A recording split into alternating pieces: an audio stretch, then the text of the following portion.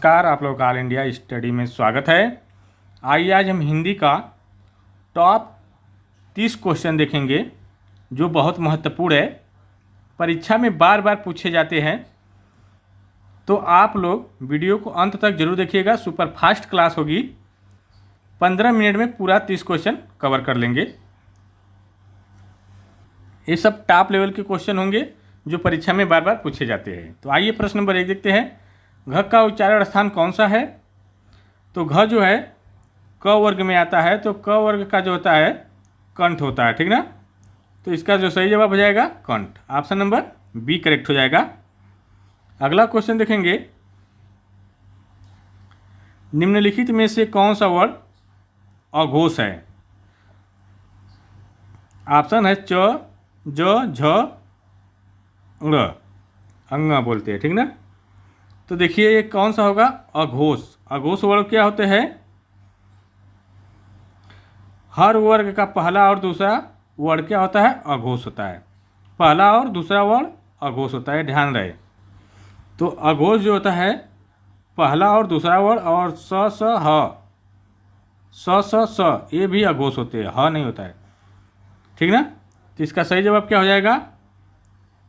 कौन सा पहला है? च जो है पहला वर्ग, वर्ग का अपने वर्ग का पहला है, ठीक ना। अच्छा रहे। अगला क्वेश्चन। छ वर्ण किसके सहयोग से बना है? तो देखिए क प्लस स, क प्लस च, क प्लस छ, क प्लस स।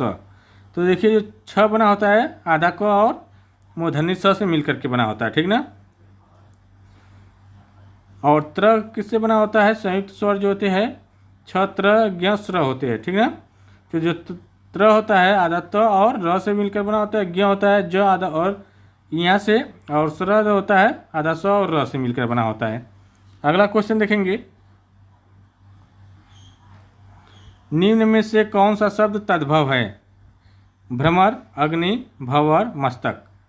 तो कर रहा है तद्भव। तो देखिए जो भंवर जो है ये क्या है?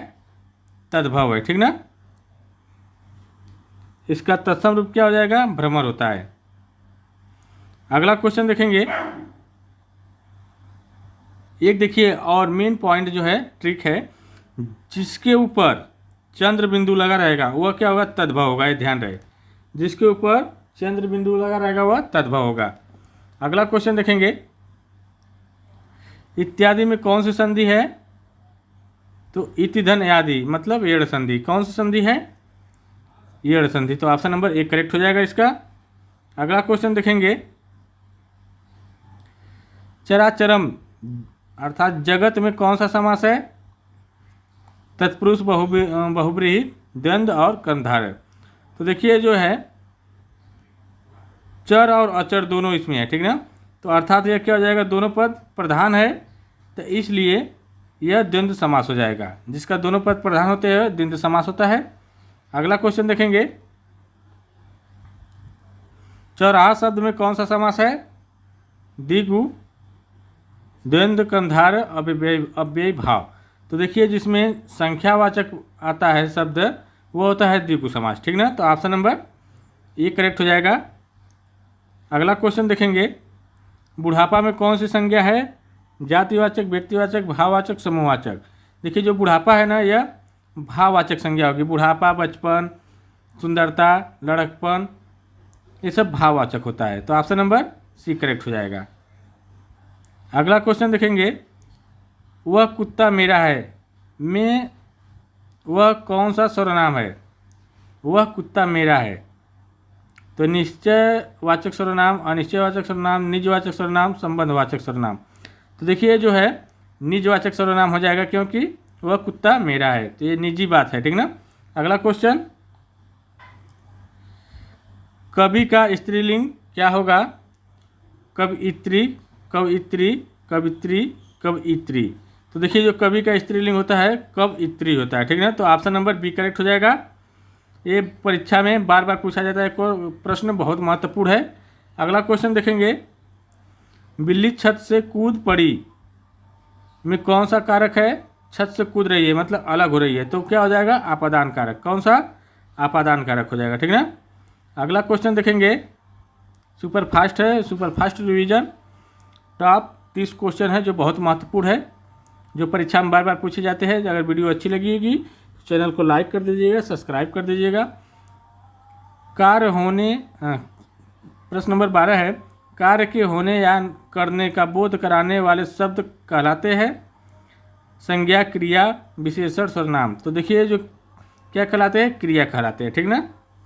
जैसे कूदना, लिखना, पढ़ना, खेलना, ये सब क्या है, क्रिया है। अगला क्वेश्चन, अत्यंत शब्द में कौन सा उपसर्ग है, अत, अति, अति, अंत। तो देखिए इसमें जो है अति उपसर्ग हो जाएगा, ठीक ना। अति प्लस अंत बराबर अत्यंत होगा, ठीक ना। यह कौन सी संधि हो जाएगी, यड़ संधि हो जाएगी। अगला क्वेश्चन, सजावट में कौन सा प्रत्यय है, आवट, वट, आहट, टा। तो सजावट, आवट, तो इसका सही जवाब हो जाएगा आवट, ठीक ना। अगला क्वेश्चन देखेंगे, प्रागैतिहासिक में किस उपसर्ग का प्रयोग हुआ है, प्राग, प्राग, प्रागी। तो देखिए इसमें जो हुआ है प्राग का, प्राग, ऑप्शन नंबर ए करेक्ट हो जाएगा। अगला क्वेश्चन देखेंगे, सत्याग्रह का सही संधि विच्छेद क्या है, सत्या प्लस ग्रह, सत्य प्लस आग्रह, अग्रह, और सत्य प्लस आग्रह, और सत्य प्लस आग्रह। तो देखिए इसका जो सही संधि विच्छेद होगा सत्य प्लस आग्रह, तो ऑप्शन नंबर सी करेक्ट हो जाएगा। अगला क्वेश्चन देखेंगे, आँख का अंधा नाम नैन सुख लोकोक्ति का सही अर्थ क्या है। देखिए इसका मतलब होगा जब किसी व्यक्ति का नाम हो तो बहुत अच्छा हो, लेकिन उसके काम या गुण उसके बिल्कुल विपरीत हो, तो वह लोकोक्ति प्रयोग होती है, ठीक ना। तो इसलिए इसका मतलब एक गुण की बात कर रहा है, तो गुण के विरुद्ध काम होना, तो option number B A correct हो जाएगा। अगला क्वेश्चन देखेंगे, कमल का पर्यायवाची शब्द कौन सा नहीं है, राजीव, जलज, अंबुज, सलील। तो देखिए जो सलील है यह कमल का नहीं है, ठीक ना। सलील जो होता है जल का होता है, ठीक ना। अगला क्वेश्चन, अपेक्षा का विलोम शब्द क्या होगा, उपेक्षा, अनुपेक्षा, निरपेक्षा, सापेक्षता। तो देखिए अपेक्षा का जो विलोम हो जाएगा वह उपेक्षा होगा, ठीक ना। तो इसका सही जवाब हो जाएगा उपेक्षा। अगला क्वेश्चन देखेंगे, प्रश्न नंबर 20 देखेंगे, जो सब कुछ जानता हो वाक्यांश के लिए एक शब्द है, अल्पज्ञ, बहुज्ञ, सर्वज्ञ, अज्ञ। तो जो सब कुछ जानता है उसको बोलते हैं सर्वज्ञ, ठीक ना। अगला क्वेश्चन देखेंगे, करुण रस का स्थायी भाव क्या है, रति, शोक, हास, क्रोध। तो करुण का क्या होता है, शोक होता है, ठीक ना। अगला क्वेश्चन देखेंगे, जितने क्वेश्चन है बहुत महत्वपूर्ण है, जो परीक्षा में बार बार पूछे गए हैं, इसीलिए सुपर फास्ट क्लास एक लेकर आए छोटी सी। कनक, कनक के 100 गुणी मादकता अधिकार में कौन सा अलंकार है।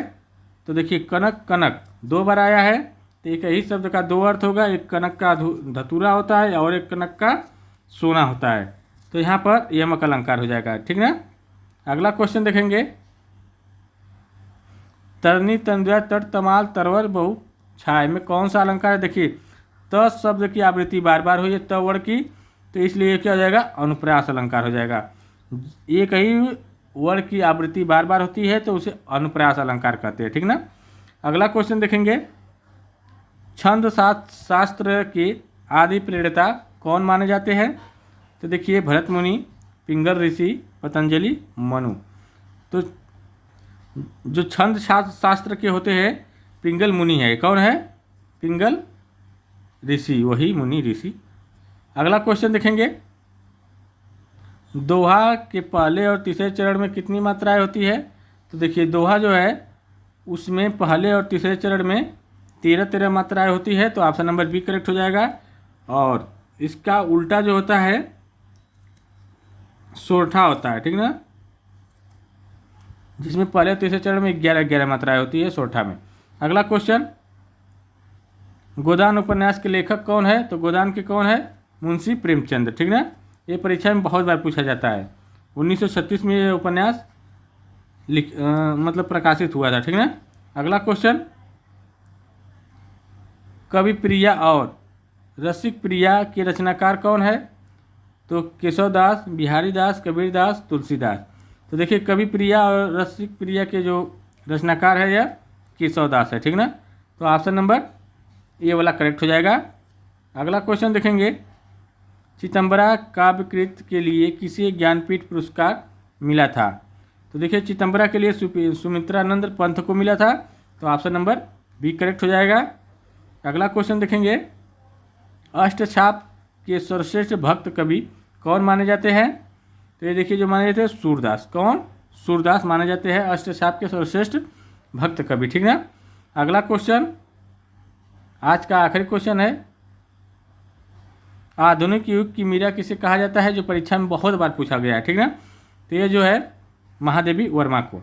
तो देखिए टोटल आपका 30 क्वेश्चन हुए, छोटी सी class, super fast top level के क्वेश्चन। देखिए वीडियो अच्छी लगी हो चैनल को आप लोग लाइक करिए, शेयर करिए, सब्सक्राइब करिए, अपने दोस्तों को ज़रूर भेजिए ताकि परीक्षा में उनको सहायता मिले। अब मिलते हैं अगले वीडियो में, तब तक के लिए नमस्कार।